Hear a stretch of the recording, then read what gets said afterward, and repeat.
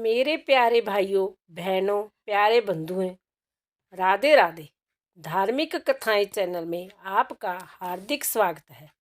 आज मैं अपनी वीडियो में सूर्य नारायण की कथा सुनाने जा रही हूँ। इसे सुनने से भगवान सूर्य देव की कृपा से संतान सुख मिलता है, वह जीवन में तरक्की के रास्ते खुलते हैं। कथा सुनने के बाद वीडियो को लाइक और सब्सक्राइब जरूर करें, बेल आइकन दबाना ना भूलें जो आपको आने वाली सभी वीडियोज की जानकारी सबसे पहले प्राप्त हो। कहानी सुनने के बाद कमेंट बॉक्स में जय सूर्यदेव लिखना ना भूलें। रविवार को सूर्यदेव की कथा सुनने मात्र ही रोगों और कष्टों का निवारण होता है। रविवार को सूर्यदेव की उपासना करते हैं जो लोग मान और जश की प्राप्ति करते हैं। सवेरे स्नान आदि से निवृत्त होकर लाल चंदन, अक्षित, मौली का धागा डालकर सूर्य नारायण को जल जरूर देना चाहिए। सूर्यदेव कार्यों में आ रही सभी रुकावटों को दूर करते हैं। सूर्यदेव भगवान की कथा। एक नगर में एक साहूकार और साहूकारनी रहते थे। भगवान सूर्यदेव के भक्त थे। दोनों सुबह जल्दी उठकर स्नान आदि कर सूर्यदेव की पूजा करते, सूर्यदेव को मीठा जल अर्पण करते। सूर्यदेव की कृपा से साहूकार के घर में धन धन्या की कोई कमी नहीं थी। बस एक ही दुख था, उनके कोई संतान नहीं थी। एक दिन साहूकार सुबह सवेरे घर से बाहर जाने के लिए निकला और देखा कि एक किसान अपने खेत में दाना डालने के लिए जा रहा है, परंतु वह साहूकार को देखते ही जय कहकर वापस अपने घर की ओर लौट पड़ा कि आज तो अच्छा शगुन नहीं हुआ, पता नहीं आज का दिन कैसा बीतेगा। किसान की द्वारा कही जय बात साहूकार ने सुन ली। उसे बहुत ही दुख हुआ। उसे वापस अपने घर लौट आया और साहूकारनी को सारी बात बताई। साहूकारनी सुनकर कहने लगी, आप तो इंसानों की बात करते हैं, अपने आंगन का दाना तो चिड़िया भी नहीं चुगती। वो भी कहती है कि इस घर में कोई बालक नहीं है। साहूकार इन सब बातों से बहुत दुखी हुआ। अगले दिन जब वह सूर्य भगवान की पूजा करने लगा तो उसने मन की बात सूर्यदेव को कही और फिर अपने नित्य कर्मों में लग गया। इस प्रकार काफ़ी समय बीत गया, पर भगवान सूर्यदेव के प्रति उसकी आस्था में कोई कमी नहीं आई। वह निरंतर सूर्यदेव की आराधना करता रहा। एक दिन उसकी भक्ति से प्रसन्न होकर राणा देव जी के सूर्यदेव से कहा कि हे प्रभु, जय दोनों आपके परम भक्त हैं, आप इन्हें संतान देकर उनके जीवन में दुखों का अंत करें। आपके इन्हें एक संतान अवश्य देनी चाहिए। राणा देव जी ने कहने पर सूर्यदेव साहूकार और साहूकारनी के सामने प्रकट हो गए और कहा, मैं तुम्हारी भक्ति से अत्यंत प्रसन्न हूँ। मेरे आशीर्वाद से पूर्ण गुण संपन्न कन्या प्राप्त होगी। ऐसा कहकर भगवान सूर्यदेव अंतर ध्यान हो गए। सूर्यदेव की कृपा से साहूकारनी ने एक कन्या को जन्म दिया।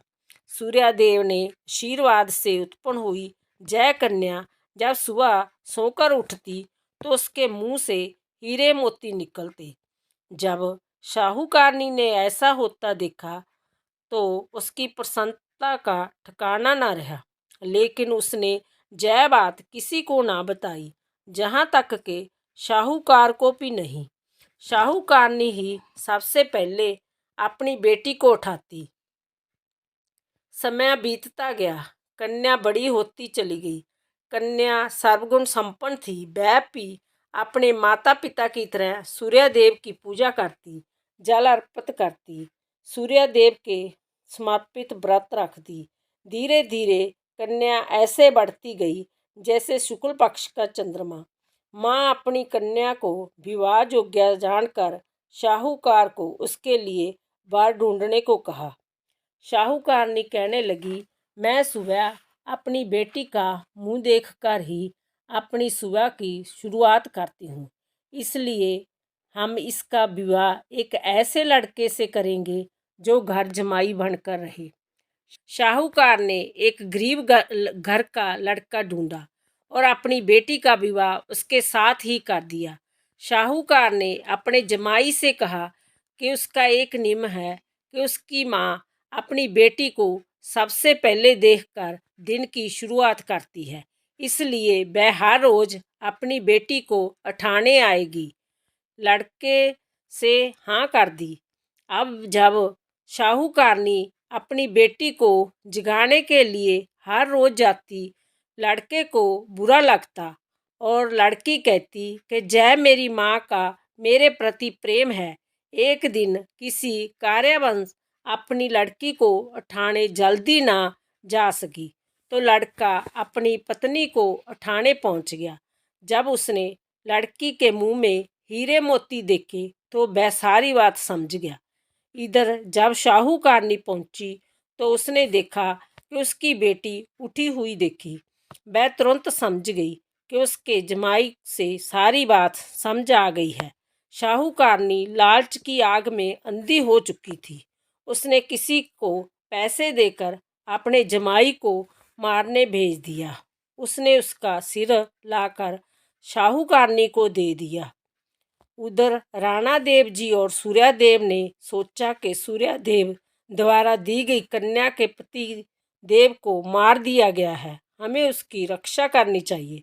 सूर्यादेव ब्राह्मण का रूप धारण कर भिक्षा के लिए आए और उसने जमाई के सिर को मांग की और सिर जोड़ अमृत का छिट्टा दिया। उसके पति जीवित हो गए।